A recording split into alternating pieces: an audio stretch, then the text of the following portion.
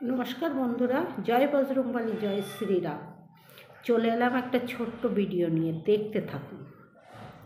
মানুষ অভ্যাসের দাস। মানুষ যেটা অভ্যাস করে সেই জিনিস কিন্তু মানুষ করতে পারে।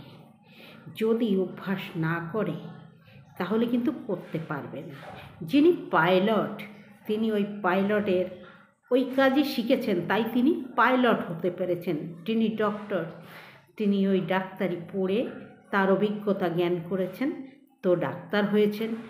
যিনি আধ্যাত্মিক লাইনে, তিনি সেই ওই আধ্যাত্মিকতাটাই উনি শিখেছেন, তাহলে তিনি ওই আধ্যাত্মিক লাইনে গেছেন। যিনি জ্যোতিষী, তিনি জ্যোতিষী সমস্ত বই পুস্তকগুলো পড়েছেন, জ্যোতিষী তথ্যজ্ঞান তার ভিতরে, তাই তিনি জ্যোতিষী হয়েছেন।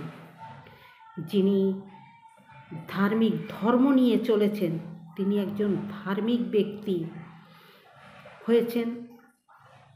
যিনি জাদু নিয়ে চলেছেন, তিনি খালি জাদু, লোককে জাদু দেখিয়ে মোহর জালে ভরে দিয়েছেন।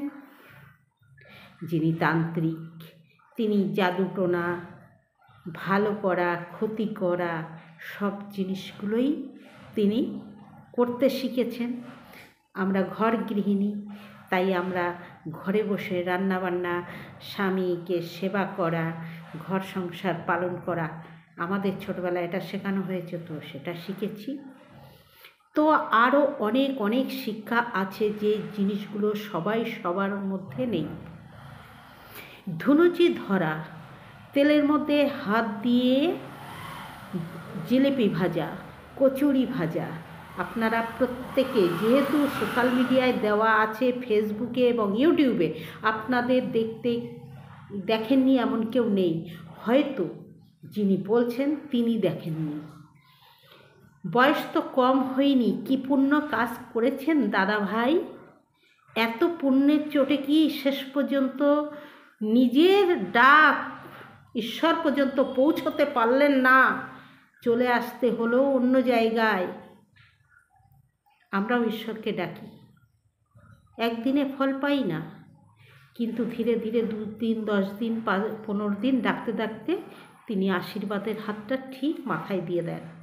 রোগ আমাদেরও হয়, 60 বছর পার হতে চলেছে, রোগ তো অবশ্যই হবে। রোগ হবে না, শরীর থাকলে রোগই হবে। তাহলে তার জন্য কি ঈশ্বরকে অন্যকে দিয়ে ডাক করাতে হবে? হ্যাঁ, এই তো।